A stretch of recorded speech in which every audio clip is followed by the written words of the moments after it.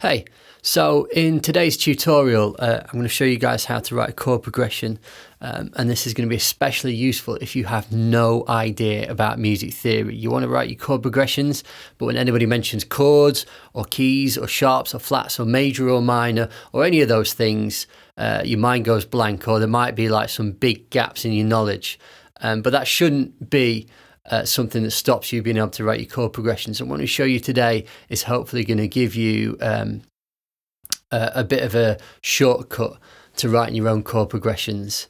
I'm also going to say that what I'm going to show you today, I've chosen a genre, I've written a little bit of a demo to show you the ideas, but all of these principles work in all genres. So if you're writing house or trap or hip hop or whatever you're writing, chord progressions are chord progressions. So the ideas in this will transfer over to your tunes. I'm also doing it in Logic, but I'm going to be using the piano roll.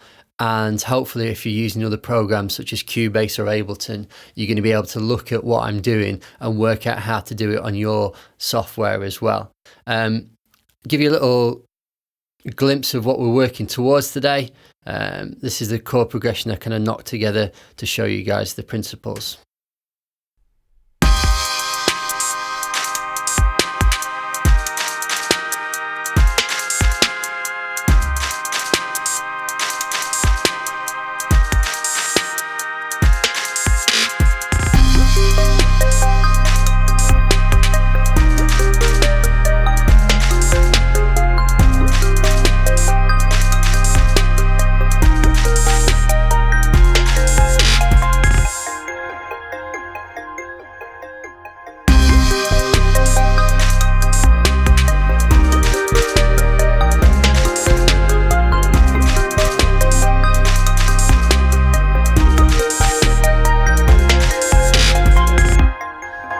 So there you go, that's the chord progression we're working with today. Now, there is one thing that's going to help you out, and it's a handout that I've put on my website, and there's a link to it in the description below. But this handout is going to really help you out with what we're going to do today. It's called the Chord Encyclopedia. And the first page of it is kind of a how-to guide. It tells you what you're looking at and how to use this guide. But the more interesting thing down the bottom here is that what I've done is I've taken every major key for all the white notes and all the minor keys, and I've planned out on any page the scale of that key and the chords that you're allowed to use in that key. So this one's A major, so that's the scale of A major. And these are the chords that you can use in A major. The first thing you need to do when you're writing a chord progression is you're going to need to choose a key. And for the sake of doing today's little example, I've chosen the key of C minor. Major keys are the ones that sound a little bit more upbeat and uplifting.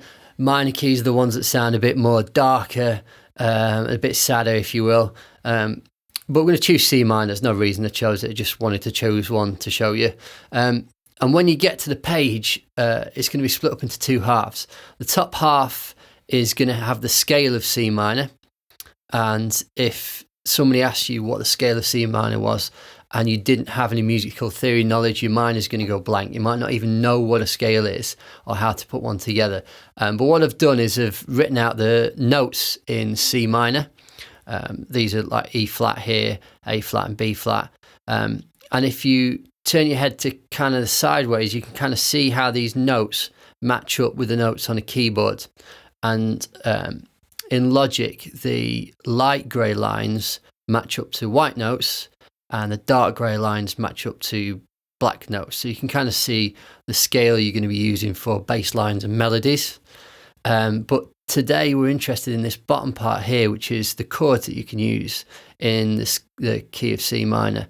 These are not unbreakable rules. The better you get at writing chord progressions, the more you understand it, the more you're going to be able to bend some of these rules and even break some. But for starting off, I cannot stress this strongly enough, but you're going to stick with these chords here. If you start mixing and matching chords from different keys, it's going to sound very messy very quickly. So I'm going to stay in C minor.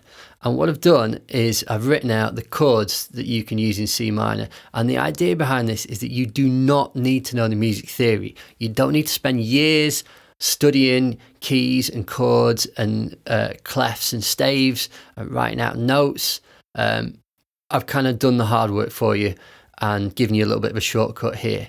So how does this work? Well, say you wanted to write your chord progression and start off with the chord of C minor, because it's the kind of root chord in the key of C minor. Here is the notes that you're interested in. Now, each of these chords is split up into two bits. There's the red notes and there's the green notes.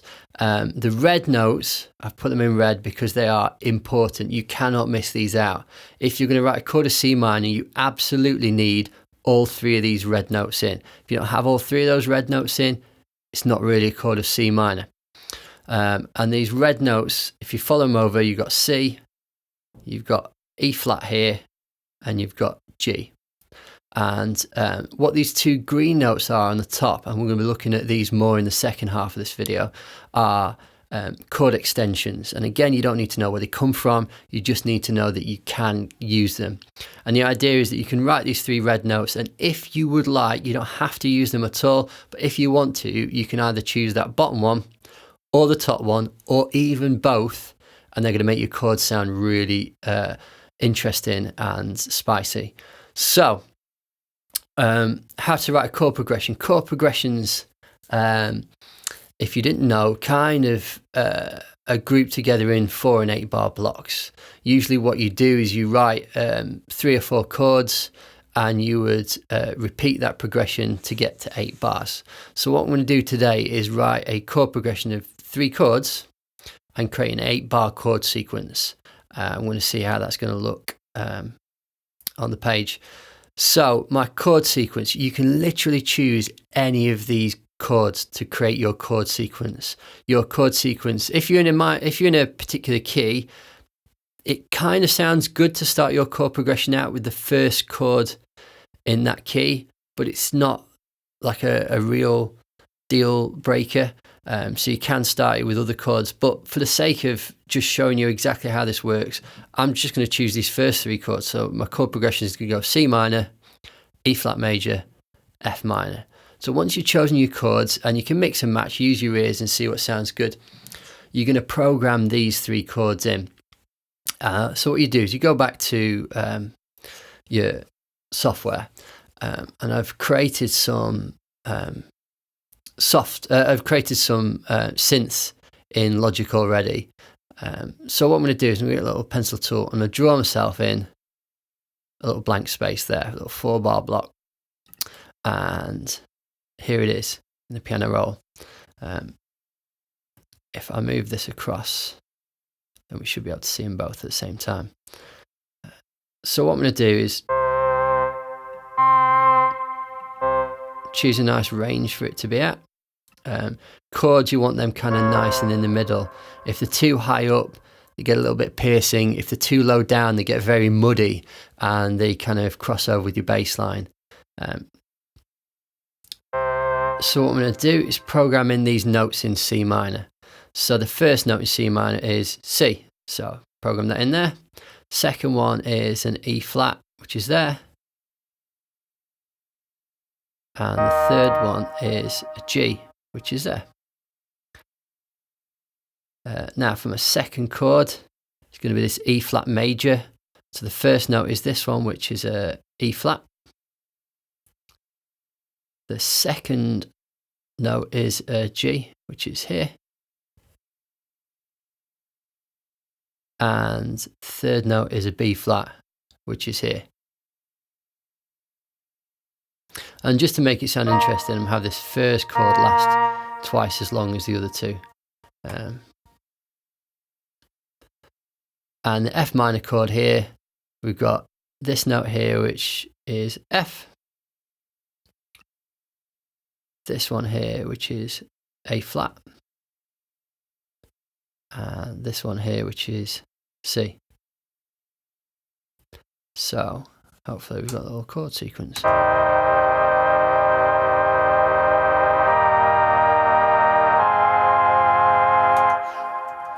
And the trick is, if you choose a nice synth and you get it working for you, and you actually look through your software, you might find that it sounds satisfying on its own without any extra bits in. Obviously, we're going to make it sound more interesting in the second part of this video, but at the moment it sounds alright.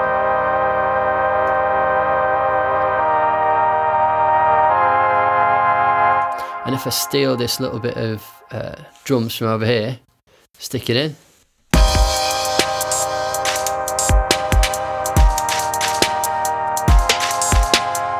That sounds alright.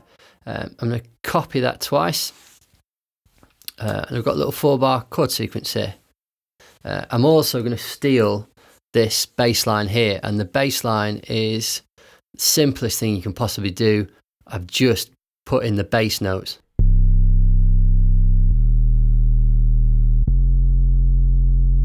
For each chord. So for the C chord, I've put C in the bass, E flat chord, E flat in the bass, and for the F chord, I've put F in the bass.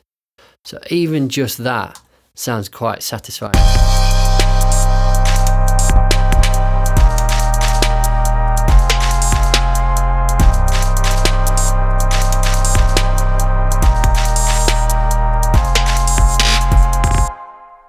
That's pretty cool. What you can do as well is you can muck around with some of these chords. So here we go.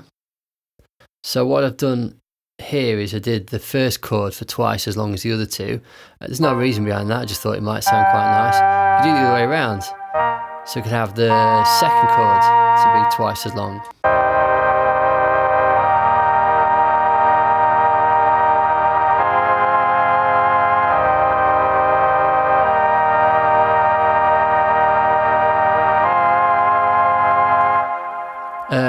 It's completely up to you, but for the sake of this one, I'm going to stick with what I did before. The other thing just to mention, just before I kind of end this first part of the video, is that it's worth checking if anything at this stage sounds a bit off. Sometimes it's because you've made a mistake when you've been programming the notes on. So say this one in the middle here, I'd accidentally programmed in the wrong note.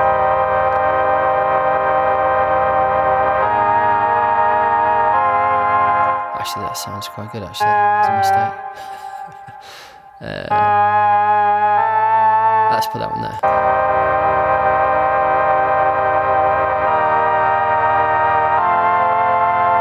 That last chord doesn't sound quite right. So what you do is you just go back and just double check that you put those 3 notes in the right place. And then you would hopefully notice that that one should be there and not there. So that's it for the first part. We've got our little chord sequence. In the second part, we're going to look at how to make the sound more interesting, ways of orchestrating it and spreading it out, adding extra notes and using different synth and arpeggiators to really get this working for us.